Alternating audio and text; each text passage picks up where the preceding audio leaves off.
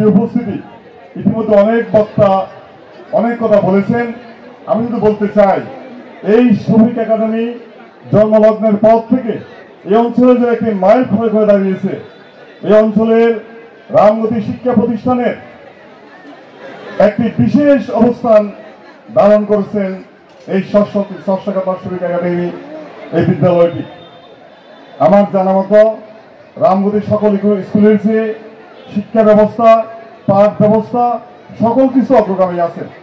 এই প্রতিষ্ঠানের প্রাক্তন শিক্ষক আবুল কাশেম ভাই, যখন এদেশে কোনো রাজনীতি ছিল না, আমরা স্কুল জীবনে প্রাথমিক শিক্ষার অবস্থায় ছিলাম, ৭৩ সালে একটি জঙ্কাল চক্র নামে একটি ক্লাব সূচনা করে আবুল কাশেম ভাই, মরহুম হানিফ স্যার সহ অত্র অঞ্চলের সাংস্কৃতিক বিকাশ ঘটিয়েছেন খেলাধুলা সহকারে। আজকে এই প্রাক্তন শিক্ষক আবুল কাশেম ভাইকে এই অনুষ্ঠানে পেয়ে আমি অত্যন্ত আপ্লুত হয়েছি। সাথে সাথে সকল শিক্ষক মহোদয়ের প্রতি বিনীত অভিনন্দন জানাচ্ছি।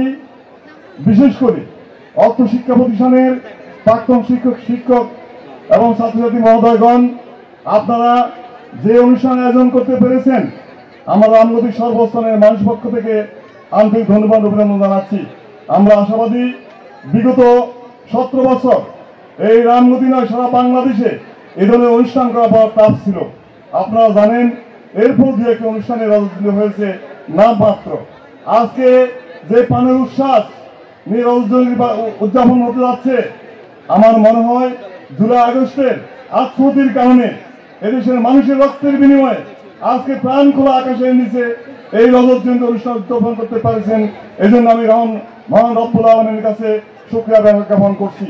সাথে সাথে স্কুলের যিনি বর্তমান সভাপতি নির্বাচিত হয়েছেন, জনাব আবুল খায়ের মোহাম্মদ ইসমাইল সাহেব, উনি অত্যন্ত শিক্ষা অনুরাগী। আমি আশাবাদী আগামীতে এই বিদ্যালয়কে নেতৃত্ব দিতে পারবেন। সাথে সাথে এই বিদ্যালয়ের সাবেক সভাপতি আমার অত্যন্ত কাছের, আমার মনে হয় উনি আজীবন এই ওয়ার্ড থেকে কাউন্সিলর নির্বাচিত হবেন। পৌরসভা শুরু থেকে এখন পর্যন্ত আছেন, যতদিন উনি জীবিত আছেন আমার মনে হয় ততদিন উনি এই কাউন্সিলর নির্বাচিত হবেন। ওনাদের পরিবারের অবদানকে আমি স্বীকার করছি। ওনার বাবা এরপরে নিজাম কমিশনার ব্যক্তিগতভাবে এই প্রতিষ্ঠানটিকে হাতে হাতে পা পা করে দীর্ঘ রূপদান করেছেন, তাকে ধন্যবাদ জানাচ্ছি।